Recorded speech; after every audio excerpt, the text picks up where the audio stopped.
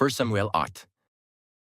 When Samuel became old, he made his sons judges over Israel. The name of his firstborn son was Joel, and the name of his second, Abijah. They were judges in Beersheba. Yet his sons did not walk in his ways, but turned aside after gain. They took bribes and perverted justice.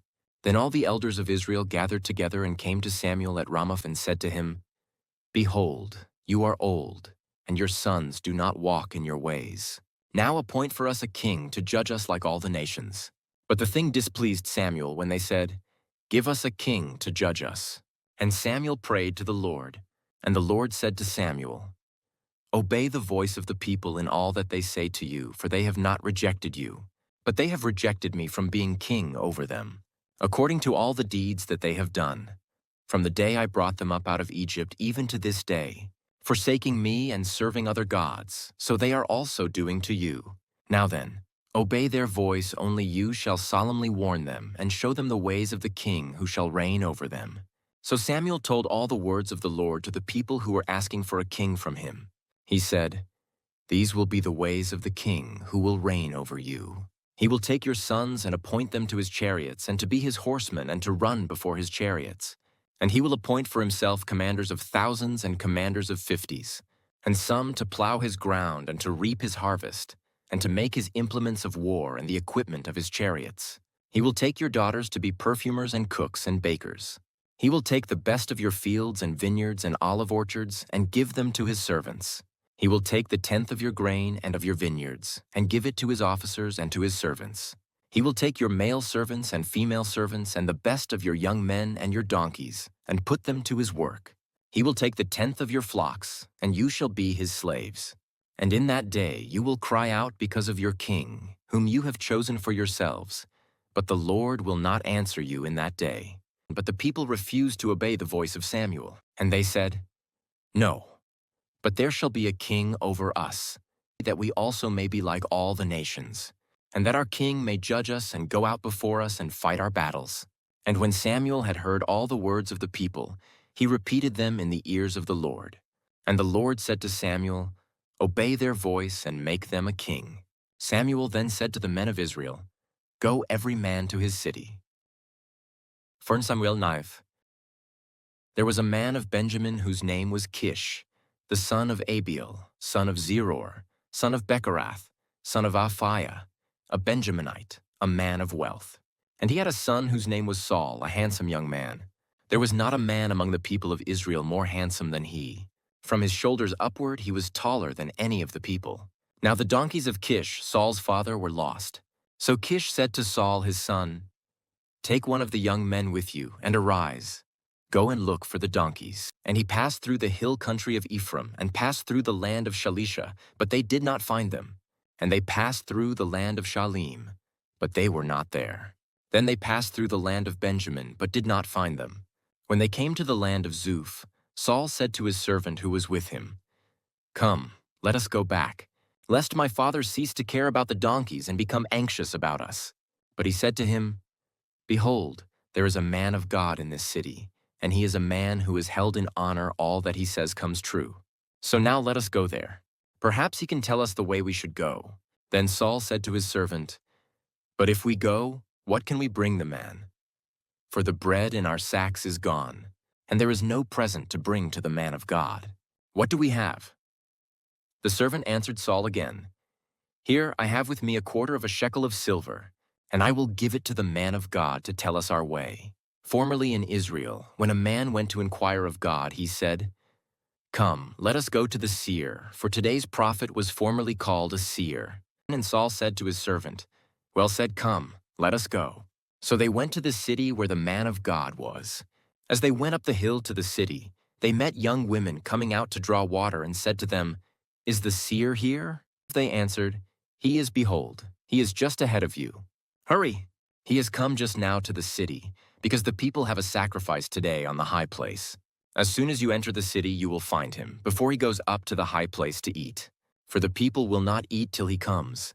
Since he must bless the sacrifice afterward, those who are invited will eat. Now go up, for you will meet him immediately.' And so they went up to the city. As they were entering the city, they saw Samuel coming out toward them on his way up to the high place. Now the day before Saul came, The Lord had revealed to Samuel, tomorrow, about this time, I will send to you a man from the land of Benjamin, and you shall anoint him to be prince over my people Israel. He shall save my people from the hand of the Philistines. For I have seen my people, because their cry has come to me. When Samuel saw Saul, the Lord told him, Here is the man of whom I spoke to you. He it is who shall restrain my people. Then Saul approached Samuel in the gate and said, Tell me, where is the house of the seer? Samuel answered Saul, I am the seer. Go up before me to the high place. For today you shall eat with me, and in the morning I will let you go and will tell you all that is on your mind. As for your donkeys that were lost 3 days ago, do not set your mind on them, for they have been found. And for whom is all that is desirable in Israel? Is it not for you and for all your father's house? Saul answered, Am I not a Benjaminite, from the least of the tribes of Israel? And is not my clan the humblest of all the clans of the tribe of Benjamin? Why then have you spoken to me in this way? Then Samuel took Saul and his young man and brought them into the hall, and gave them a place at the head of those who had been invited, who were about 30 persons. And Samuel said to the cook, Bring the portion I gave you, of which I said to you, Put it aside. So the cook took up the leg and what was on it and set them before Saul. And Samuel said, See, what was kept is set before you. Eat, because it was kept for you until the hour appointed, that you might eat with the guests. So Saul ate with Samuel that day. And when they came down from the high place into the city, a bed was spread for Saul on the roof, and he lay down to sleep. Then at the break of dawn, Samuel called to Saul on the roof, Up, that I may send you on your way. So Saul arose, and both he and Samuel went out into the street. As they were going down to the outskirts of the city, Samuel said, To Saul, tell the servant to pass on before us, and when he has passed on, stop here yourself for a while, that I may make known to you the word of God. 1 Samuel 10. Then Samuel took a flask of oil and poured it on his head and kissed him and said, Has not the Lord anointed you to be prince over his people, Israel? And you shall reign over the people of the Lord, and you will save them from the hand of their surrounding enemies. And this shall be the sign to you that the Lord has anointed you to be prince over his heritage. When you depart from me today, you will meet 2 men by Rachel's tomb in the territory of Benjamin at Zelzah, and they will say to you, The donkeys that you went to seek are found, and now your father has ceased to care about the donkeys and is anxious about you, saying, What shall I do about my son? Then you shall go on from there farther and come to the oak of Tabor. 3 men going up to God at Bethel will meet you there, one carrying 3 young goats, another carrying 3 loaves of bread, and another carrying a skin of wine. And they will greet you and give you 2 loaves of bread, which you shall accept from their hand. After that you shall come to Gibeath Elohim, where there is a garrison of the Philistines. And there, as soon as you come to the city, you will meet a group of prophets coming down from the high place with harp, tambourine, flute, and lyre before them, prophesying. Then the Spirit of the Lord will rush upon you, and you will prophesy with them and be turned into another man. Now when these signs meet you, do what your hand finds to do, for God is with you. Then go down before me to Gilgal. And behold, I am coming down to you to offer burnt offerings and to sacrifice peace offerings. 7 days you shall wait, until I come to you and show you what you shall do. When he turned his back to leave Samuel, God gave him another heart. And all these signs came to pass that day. When they came to Gibeah, behold, a group of prophets met him, and the Spirit of God rushed upon him, and he prophesied among them. And when all who knew him previously saw how he prophesied with the prophets, the people said to one another, What has come over the son of Kish? Is Saul also among the prophets? And a man of the place answered, And who is their father? Therefore it became a proverb, Is Saul also among the prophets?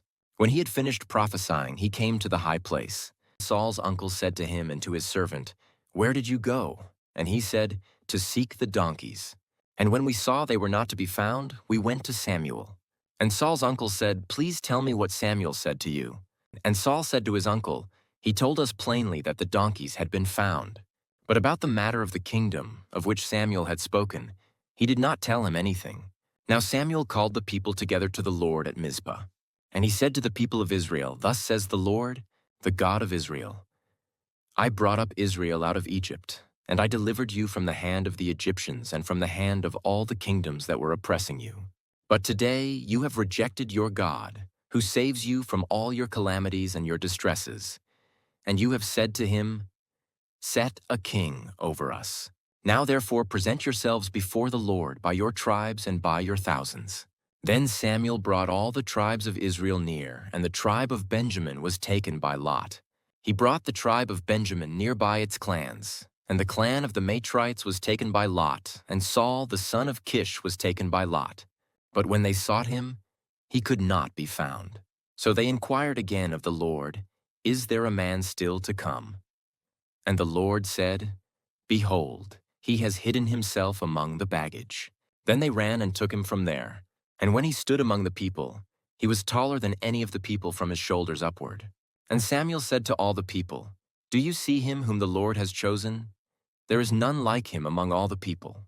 And all the people shouted, "Long live the king!" Then Samuel told the people the rights and duties of the kingship, and he wrote them in a book and laid it up before the Lord. Then Samuel sent all the people away, each one to his home. Saul also went to his home at Gibeah, and with him went men of valor whose hearts God had touched. But some worthless fellows said, "How can this man save us?" And they despised him and brought him no present. But he held his peace.